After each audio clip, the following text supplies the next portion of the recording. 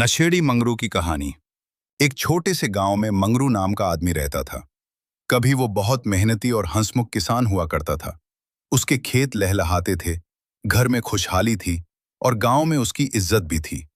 लेकिन धीरे धीरे उसे शराब की बुरी लत लग गई। शुरुआत में मंगरू सिर्फ मेले ठेले में या दोस्तों के साथ थोड़ा बहुत पीता था। फिर यह आदत रोज की जरूरत बन गई। खेत पर जाने के बजाय वो चौपाल पर बैठा रहता। कमाई घटती गई, कर्ज बढ़ता गया। उसकी पत्नी गोमती और छोटा बेटा चिंटू अक्सर भूखे सो जाते। गांव वाले समझाते, मंगरू, ये रास्ता ठीक नहीं है, पर वो हंसकर टाल देता। अरे, मैं सब संभाल लूंगा। एक दिन ऐसा आया जब साहूकार ने कर्ज के बदले उसका आधा खेत अपने नाम कर लिया। उस रात पहली बार मंगरू को अपने किए पर पछतावा हुआ। उसने देखा कि उसका बेटा फटी कमीज में स्कूल जाने से कतराता है और गोमती चुपचाप आंसू पोंछती रहती है। अगली सुबह मंगरू ने शराब की बोतल उठाई, कुछ पल उसे देखा और फिर जमीन पर दे मारी।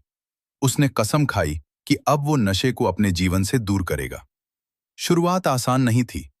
शरीर कांपता, सिर दर्द से फटता, पर उसने हार नहीं मानी। गांव के बुजुर्ग रामदीन काका ने उसका साथ दिया और उसे काम में लगवाया। धीरे धीरे मंगरू ने अपनी खोई हुई मेहनत और आत्मविश्वास वापस पा लिया। उसने बचे हुए खेत को संवारा, मजदूरी की, कर्ज चुकाया। कई सालों की मेहनत के बाद उसका घर फिर से हंसी से भर गया। अब जब भी गांव में कोई नौजवान शराब की तरफ बढ़ता, मंगरू उसे अपनी कहानी सुनाता और कहता, नशा इंसान से उसकी पहचान छीन लेता है। संभल जाओ, वरना बहुत देर हो जाती है। मंगरू की कहानी गांव में एक सीख बन गई।